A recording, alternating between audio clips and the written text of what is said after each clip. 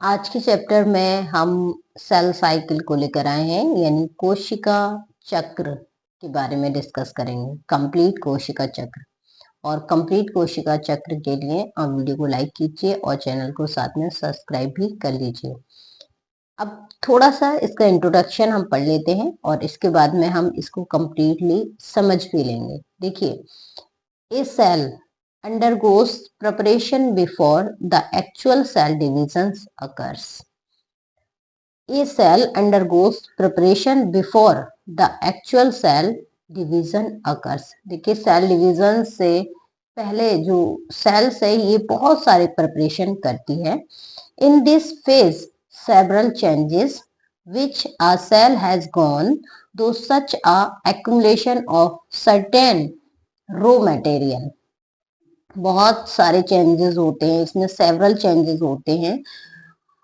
और इस पे क्या क्या है देखिए, certain raw material, accumulation of certain raw material, growth of cell up to certain level before entering into the cell division. बहुत सारे चेंजेस होते हैं जिसमें रॉ मटेरियल को एक्यूमुलेशन का वर्क होता है, ग्रोथ होती है, जितनी भी ग्रोथ हो सकती है सेल की उतनी ग्रोथ होती है। किससे पहले? सेल डिवीजन से पहले। The cells have their own fat for division which was present in their genetic information. For example, meristematic cells are continuously dividing, whereas some cells they do not normally divided or called as permanent cells.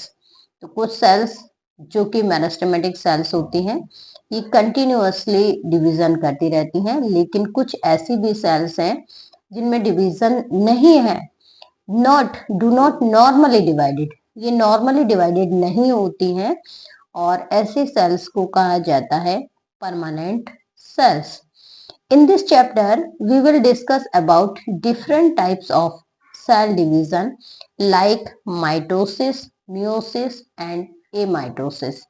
सभी को हम यहाँ पर discuss करने वाले हैं।